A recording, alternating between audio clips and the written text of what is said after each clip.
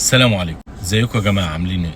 قبل اي حاجه حابب ندعي لاخواننا في فلسطين ان ربنا ينصرهم ويثبتهم ويحفظ ارواحهم ويشفي مرضاهم ويعدي اللي هم فيه ده على خير يا رب، ويرجعوا يعيشوا في سلام وامان على ارضهم، اللهم امين. اتمنى من الجميع ما ينساهمش من الدعاء، ده اقل شيء ممكن نقدمه لهم. ندخل بقى في موضوع الفيديو بتاع النهارده، هو ان النادي الاهلي بيمر عليه 117 سنه من تاريخ تاسيسه سنه 1907، وحابب اقول لكل الاهلاويه كل سنه وانتم طيبين بمناسبه 117 سنه فرح وسعادة وانتصارات وبطولات مع أفضل وأعظم نادي في الكون، النادي الأهلي المصري. النادي الأهلي المصري نادي الوطنية والكرامة. النادي الأهلي المصري النادي اللي بيقف دايما مع إخواته وأشقائه في كل أزماتهم، وأول نادي داعم لإخواته وأشقائه في كل وقت وفي كل الأزمات. النادي الأهلي المصري اللي شايل قضية على كتافه من زمان، من قبل سنة 48. اخواننا في فلسطين قضيتهم هي قضيتنا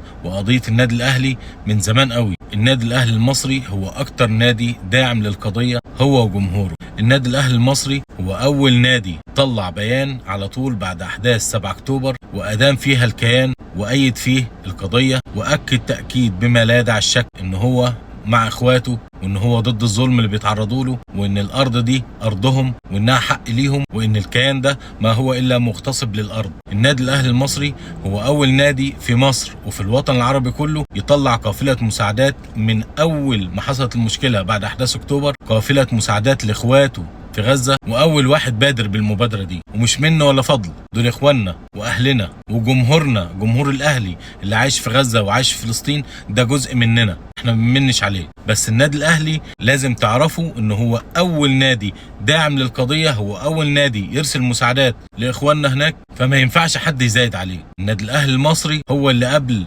اسبوعين 3 كانت مباراة سيمبا في بطولة افريقيا، مباراة العودة في القاهرة، خصص كل ايرادات التذاكر بتاعة المباراة وكل ايرادات المباراة دي لاهلنا في غزة، وطلعت قافلة تانية مليانة مساعدات لاخواننا واهلنا في غزة، ولسه في كمان قافلة ثالثة اعلن عنها النادي انه قريبا هتروح لاهلنا في غزة باذن الله رب العالمين. النادي الاهلي المصري اللي لما تعاقد مع اللاعب الفلسطيني وسام ابو علي عمل فيديو تقديم اللاعب من قلب غزة، واللي عمل ده صحفي من غزة، ده كله تقديرا لاخواننا واهلنا المناضلين في غزة اللي بيدافعوا عن حقهم وعن ارضهم، واحنا كلنا معاهم. جمهور الاهلي وجمهور مصر كله، اللي جمهور الاهلي جزء كبير جدا من الجمهور المصري ومن الشعب المصري، مقاطع كل المنتجات اللي بتدعم الكيان ده من اول يوم. لينا 6 شهور داعمين ومقاطعين حتى المنتجات اللي موجودة على تيشيرت النادي الاهلي، اللي على فكرة يعني بالمناسبة موقع عقود رعايتهم من قبل المشكلة بكتير. كوكاكولا النادي الاهلي موقع عقد شراكتها من شهر 6 2023، يعني قبل اللي حصل ب4 شهور.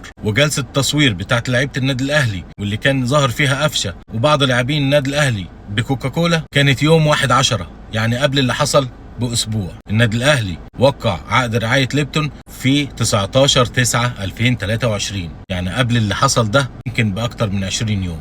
النادي الاهلي رمز للوطنيه. النادي الاهلي ما ينفعش حد يزايد عليه ولا على وطنيته. النادي الاهلي رمز وقيمه كبيره لجمهوره. النادي الاهلي نادي مبادئ، نادي قيم واخلاق، وعشان كده النادي الاهلي لحد النهارده هو ملتزم بعقود رعايته اللي هو وقعها قبل ما تحصل المشكله وقبل المقاطعه. وكده كده احنا كجمهور النادي الاهلي مقاطعين ده، مش محتاجين حد يقول لنا اصلا. النادي الاهلي قبل كام يوم وقع عقد رعايه جديد مع شركه اطارات، شركه بروميديون تاير ايجيبت. فالمهندس عادل القيعي في حفل توقيع عقد الرعايه ده اتكلم مخاطب جماهير النادي الاهلي، اللي اصلا الشركه جايه علشان جماهير النادي الاهلي، مش جايه علشان خاطر عيون عادل القيعي ولا علشان سور النادي ولا علشان منشآت النادي. الراعي بيجي للنادي علشان جمهور النادي، جمهور النادي الاهلي العظيم. النادي الاهلي اكتر فريق عنده جماهير في العالم داخل دولته، انت بتتكلم عن 70-80 مليون مشجع اهلاوي داخل مصر فقط لا غير. فالشركه اللي جايه الراعيه دي جايه علشان جمهور الاهلي، عشان جمهور الاهلي ده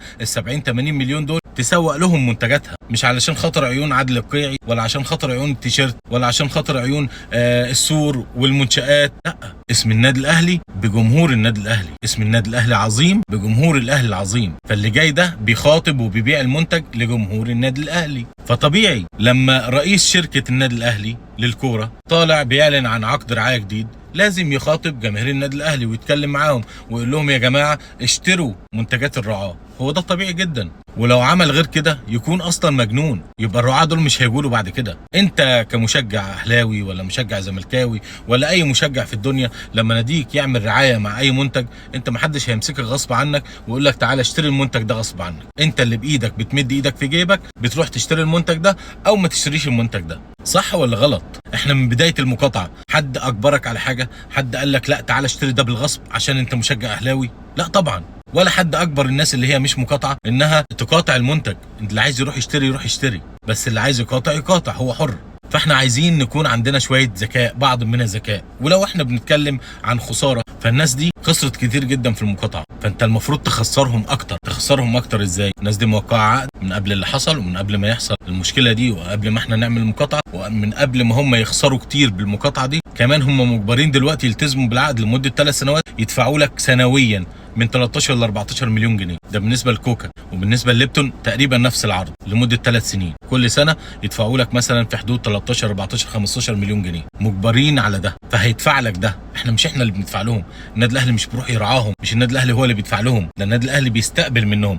هاتوا الفلوس دي. مش احنا بنقول الناس دي بتدعم الكيان بفلوسهم؟ يبقى نقصقص ريشهم، نطلع الفلوس مننا عينيهم ناخدها. خلاص انا عملت مقاطعه خسرتك كتير، هات بقى 13 14 مليون كل سنه غصب عنك لان انا ملتزم معاك بعقد. اخد ال 13 14 مليون اروح اديهم لاهلي، اساعد بيهم اهلي هناك، ابعت بيهم مساعدات، بدل ما الفلوس دي تروح للجانب الاخر لو احنا بنشغل مخنا. لكن في شويه مرتزقه موجودين على السوشيال ميديا، وانا اتوقع، وانا وجهه نظري دي على فكره يمكن ما فيش اي حد اتكلم فيها قبل كده، انا اتوقع ان الشركات دي عايزه تخلع مننا بالذكاء كده، يعني عايزين يشتغلونا زي ما بيقولوا، اللي هو احنا خسرنا في المقاطعه دي، يبقى كمان ايه، ما نخسرش اكتر من كده، ما ندفعش للاهلي، ما ندفعش للزمالك، زي ما الزمالك عنده ماكدونالدز وعنده كوستا كافيه موجود على سور النادي. فانت الشركات دي بتدفع شهريا لنادي الزمالك ايجار. طبعا هم واخدينها من قبل كده بسنين، ادارات نادي الزمالك السابقه واخدين تقريبا 3 4 سنين 5 6 سنين قدام يعني الايجارات يعني. فهم مجبرين ان هم يدفعوا، حتى لو هم مش دافعين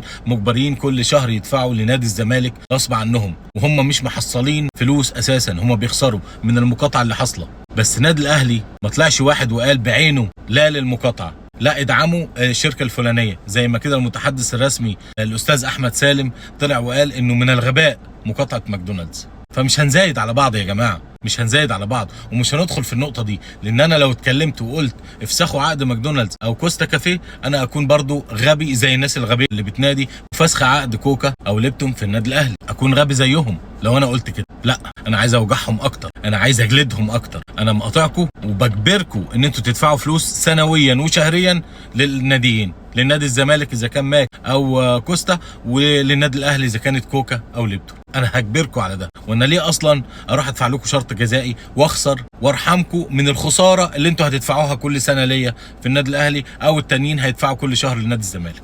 مش هو ده المبدا اللي احنا كلنا متفقين عليه؟ ان احنا عايزين نخسر الناس دي، ان احنا مش عايزين نديهم فلوس عشان ما يدعموش بيها الجانب الاخر؟ طيب تمام، ده انا بخسرهم وباخد من جيوبهم كمان، مفيش اكتر من كده، مفيش احلى من كده يعني. بس احنا ما عندناش عقل نفكر بيه، ويجي شويه معتيه يطلعوا يقولوا لك ايه، الله اعلم بيهم هم اهلاويه ولا ايه وضعهم، يطلعوا لك احنا بنقاطع النادي الاهلي، احنا نعلن مقاطعتنا النادي الاهلي، احنا بنشجع نادي الزمالك من هنا ورايا. يا عم روح شجع نادي الزمالك، وانت لما مشجع اهلاوي يروح نادي الزمالك هيزود نادي الزمالك ولا هينقص نادي الاهلي؟ لما مشجع زملكاوي يجي للنادي الاهلي هيزود النادي الاهلي ولا هينقص من نادي الزمالك؟ لا، مش هيحصل حاجه. روح شجع زي ما انت عايز، قاطع زي ما انت عايز، لا تشجيعك هيأثر معانا ولا عدم تشجيعك هيأثر معانا. النادي الاهلي يا حبيبي 70 80 مليون واحد، مش هيبصوا على واحد ولا 4 ولا 10 ولا 20 ولا 100 ولا 1000 حتى. لو ال1000 دول ما يعرفوش قيمه النادي الاهلي وما يعرفوش يعني ايه النادي الاهلي، يبقى ما يلزموش اصلا النادي الاهلي ولا يلزمهم تشجيعهم. فيا جماعه الخير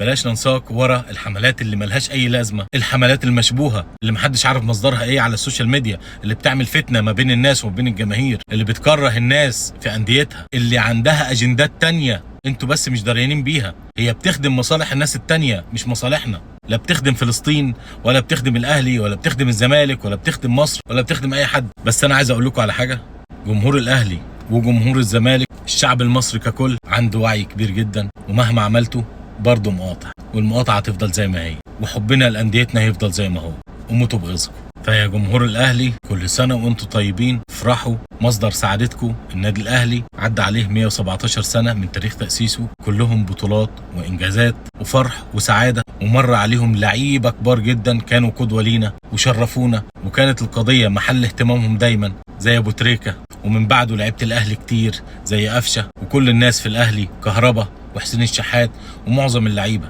احنا لعبتنا لعيبه رجاله، احنا نادينا نادي وطنيه، نادي كرامه، احنا نادينا اكتر نادي داعم ومساند للقضيه الفلسطينيه. فما تجيش يا حبيبي انت وهو وتزايدوا علينا وتزايدوا على النادي الاهلي، ده اعظم نادي في الكون يا حبيبي انت وهو، اعظم نادي في الكون. انتبه وخلي بالك لما تيجي تتكلم عن النادي الاهلي، عمر ما في اي حد هيقدر يدخل ما بين النادي الاهلي وما بين جمهوره، لان جمهوره ده هو حماه.